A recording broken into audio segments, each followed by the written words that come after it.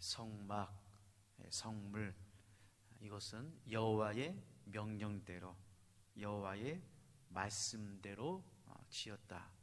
굉장히 중요하죠. 우리가 39장 말씀에서 보면 이제 제사장의 옷이 나오는데, 여기서도 여호와의 명령대로, 여호와의 말씀대로 지었다, 이렇게 지금 말씀을 하고 있습니다. 우리 인생에서 중요한 것은 하나님의 말씀입니다.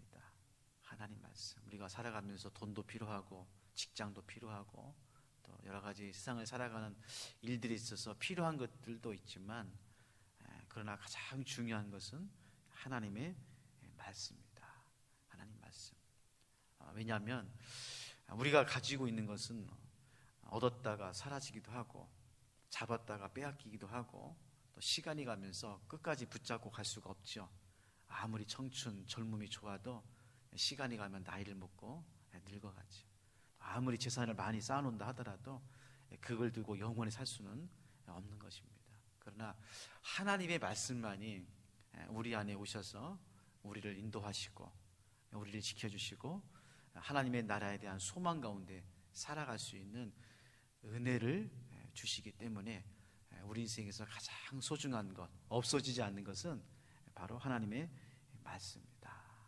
왜 하나님 말씀이 왜 중요하냐? 하나님 말씀을 통해서 하나님을 알 수 있기 때문에 그렇습니다. 나를 지으시고 나를 만드시고 나를 이 땅에 보내주시고, 내가 누구인가? 나는 왜 사는가? 나는 어디로 가는가? 이 질문에 대답해 줄 수 있는 분은 오직 한 분, 하나님밖에 계시지 않기 때문에 그렇습니다. 그 어떤 인간도, 어떤 사람도, 어떤 세상에서도 이 질문에 대답해 주지 못합니다.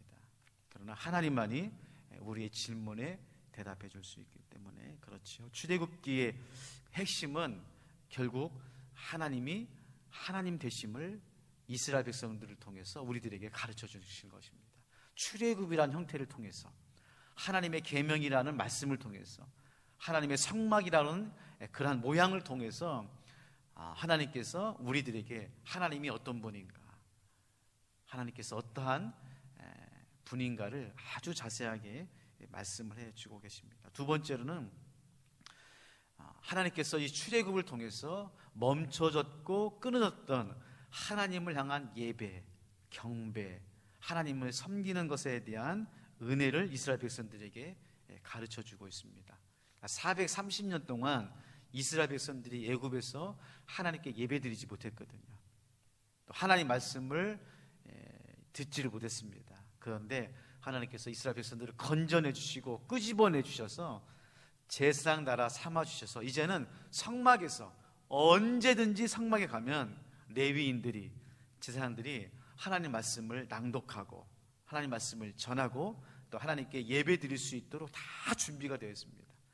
그들의 형편에 따라서 비둘기를 가져오던, 양을 가져오던, 소를 가져오던, 이제 제사장들이 24시간 성막에 상주하면서 이스라엘 백성들이 자기 죄를 자복할 때, 또 하나님께 예배를 드릴 때에 성막에서 하나님께 예배를 드리고 분향하고 또 말씀을 다 들을 수 있도록 하나님께서 성막을 만들어 놓으심으로 이제는 이스라엘 백성들이 내가 피곤해서, 바빠서, 어려워서 예배를 못 드리거나 말씀을 못 듣지 않도록 하나님께서 이스라엘 백성들에게 성막을 통해서 계속해서 24시간 365일 하나님께 예배하고 하나님께 기도할 수 있고 하나님 말씀을 들을 수 있는 성막을 허락해 주셨습니다. 여러분, 오늘 이 시대도 마찬가지입니다. 여러분, 우리가 24시간 365일 예수 그리스도의 이름으로 십자가의 보혈의 피를 힘입어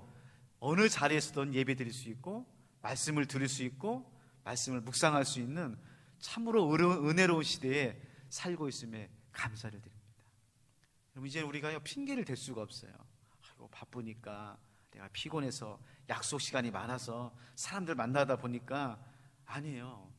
하나님께서 우리 인생 가운데 은혜를 베풀어 주셔서 정말 24시간 365일 우리 교회는 성전의 문이 열려 있고 하나님 말씀 우리에게 주어져 있고, 여러분 집에 성경책 다 한두 권씩 다 있으시죠? 아닌가요? 어떤 분들은 뭐 5권, 뭐 7권 뭐 그렇게 있어요. 저희 집도 한 10권 이상 있을 겁니다. 그런데 문제는 성경이 얼마나 많이 있느냐, 그게 중요한 것이 아니라 이제 그 말씀을 펴서, 또 성경 요즘에는 다 어디에 있습니까? 손안에 있죠. 스마트폰에 다 성경, 요즘에 뭐 워낙 어플이 많아가지고 어느 어플을 다운받을까 그렇게 걱정이지, 다 이 스마트폰 안에 성경 말씀, 찬송가, 뭐 또 뭐 유튜브 들어가면 뭐 내노라 하신 유명하신 목사님들 설교가 막 쫙 나오잖아요. 언제든지 손가락으로 누르기만 하면 다 볼 수 있고 묵상할 수 있는 정말 좋은 시대에 살고 있습니다. 문제는 우리가 그 말씀을 읽고 묵상하는 것이 참 어렵고 습관이 되지 않아서 좀 어려운 부분이 있는 것 같습니다. 여하튼 오늘 1절 말씀 또 같이 보도록 하겠습니다.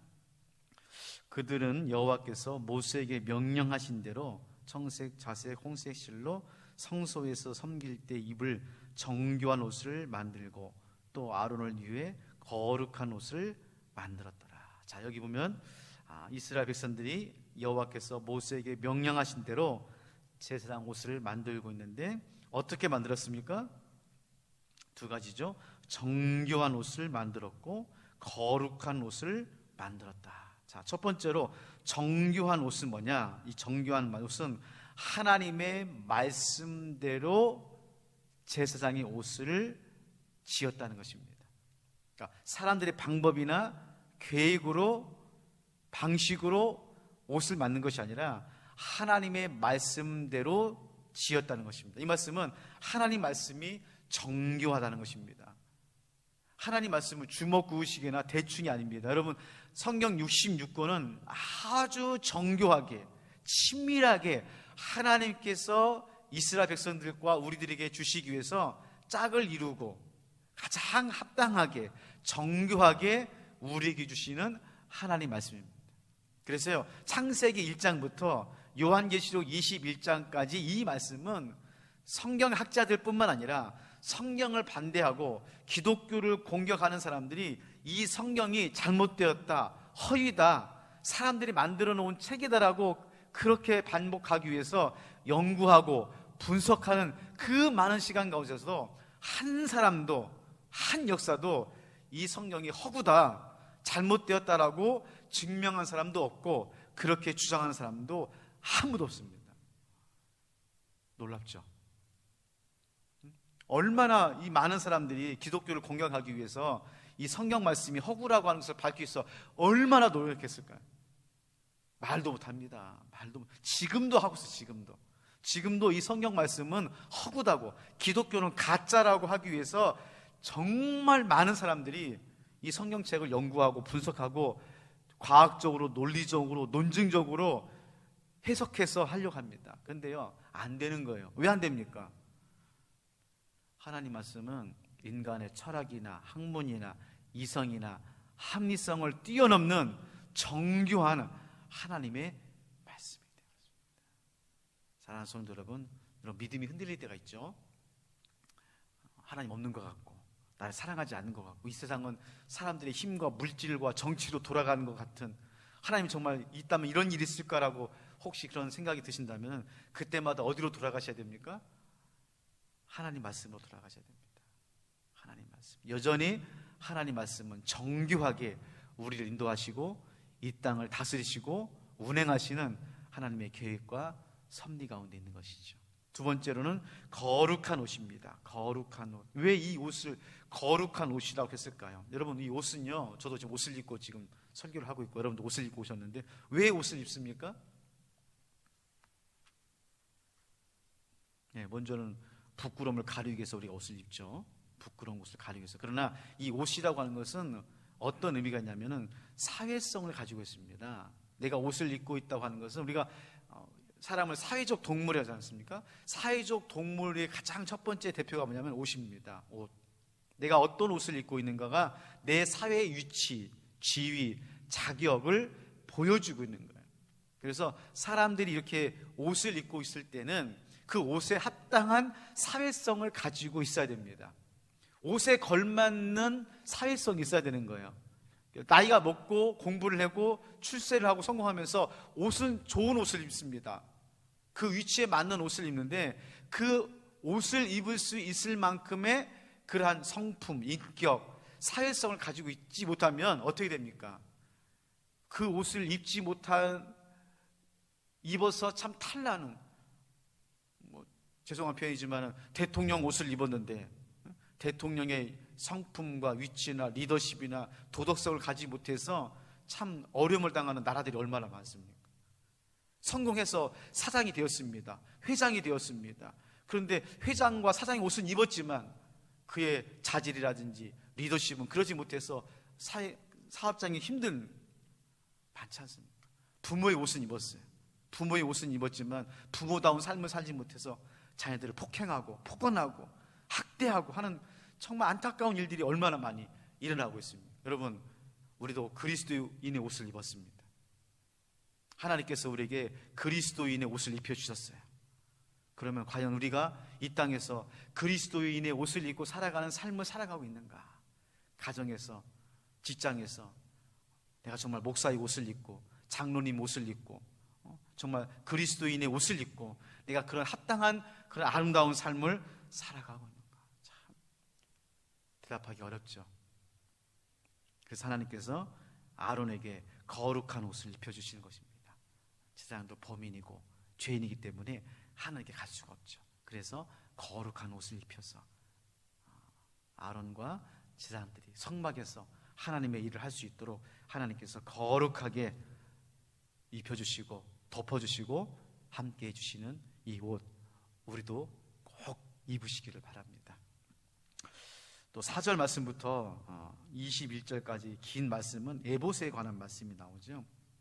에봇에 관한 말씀이 나오는데 4절에 보면 에봇에는 어깨받치를 만들어 두 끝에 달아 서로 연결하게 되고, 연결, 우리가 어제 그제 배운 것처럼 성막, 성물, 또 제사장 옷은 서로 다 각기 다른 옷을 특징을 가지고 있지만 다 어떻게 되어 있습니까? 연결되어 있습니다. 연결되어 있다는 것이 중요하고요. 그 다음에 7절, 14절 말씀에 보면 그 에봇 위에다가 흉패를 이제 붙이게 되는데 어깨바지죠.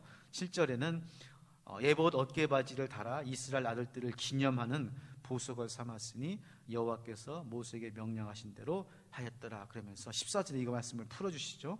14절, 이 보석들은 이스라엘의 아들들의 이름 곧 그들의 이름대로 12이라 도장을 새김같이 그 12지파의 각 이름을 새겼으며. 자, 에봇이라고 하는 이 옷을 이제 거룩한 옷을 입고 그 다음에 에봇에다가 두 패를 나누어서 홍보석, 녹보석, 보석을 붙입니다. 이 보석을 붙이는 이유는 이 장식적인 의미도 있지만은 그 보석이 하나가 12개 왔습니다.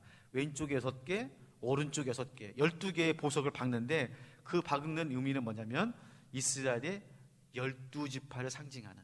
그래서 하나님께서 결코 이 12지파를 어떻게 하는 것입니까? 잊지 않겠다고 하는 그런 의미로. 그리고 이 보석처럼 12지파가 하나님 앞에서 빛나게 하겠다는 그런 의미로서 우리들에게 이스라엘 백성들이 제사장 옷을 볼 때마다 하나님의 깊은 마음을 깨닫게 하는 것을 볼 수가 있습니다. 사랑하는 성도 여러분, 여러분 한 분 한 분이 홍보석이고 남보석이고 홍만호고 백만호고 호박이고, 호박은 좀 그런 옛날에는 호박도 굉장히 귀한 보석이었습니다. 이런 이제 보석과 같은 존재라는 거예요. 그래서 이거를 베드로 전서 2장 9절 말씀에 뭐라고 말합니까? 너희는 왕 같은 제사장이에요. 하나님 나라의 소유된 배성이에요. 보배로운 백성이다. 보배로운 백성이다. 여러분, 우리는 하나님을 모시고 거룩한 옷을 입음으로 우리가 보배로운 존재입니다. 보배로운 존재. 세상은 자꾸 우리는 우리 스스로를 자꾸 자학하죠. 너는 못생겼어. 너는 안 돼. 너는 실패자야. 너는 하여튼 여러 가지로 우리를 힘들게 하고 학대하고, 또 세상에서 우리를 보면서 끊임없이 비교하면서 너는 왜 그렇게 못돼? 너는 왜 이렇게 그렇게 안 돼? 이런 식으로 자꾸 우리를 비하시키고 쪼그라들게 하고 어려움을 주지만 성경은 끊임없이 우리들에게 말합니다. 너는 하나님 앞에서 보석이야. 큰 용사야. 하나님의 사람이야. 택하신 족속이야. 다 우리에게 끊임없이 말씀하고 있습니다. 사랑하는 성도 여러분, 오늘 하루 여러분이 성막입니다. 여러분이 성전입니다. 여러분 안에 성령님이 계시고 여러분이 홍보석처럼 홍만호처럼 정말 아름다운 보배로서 하나님께서 우리를 불러주셨습니다. 그렇다고 한다면 오늘 하루 여러분 이 험한 세상 정말 또 정말 어려운 이 코로나의 고통스러운 이 현실 속에서도 여러분이 정말 보배로운 그런 보석과 같은 존재가 되셔서 예수님께서 제자들에게 너는 세상의 소금이다 빛이다 말하는 것처럼 여러분이 빛난 보배로운 그런 하루의 삶을 통해서 어둡고 캄캄하고 절망 가운데 있는 백성들에게 하나님의 성막, 성전, 하나님의 은혜를 흘러보내는 귀한 하루의 삶이 되시기를 주님의 이름으로 축원합니다. 하나님 아버지, 오늘 또 하나님께서 이스라엘 백성들에게 명령하셔서 제사장 옷을 제작하고 또 짓는 그런 아름다운 모습을 우리들에게 보여주고 있습니다. 하나님 아버지, 그렇습니다. 아론도 똑같은 범인이고 죄인이기 때문에 그의 힘으로는 성막에 들어갈 수 없고 성소에서 예배할 수 없습니다.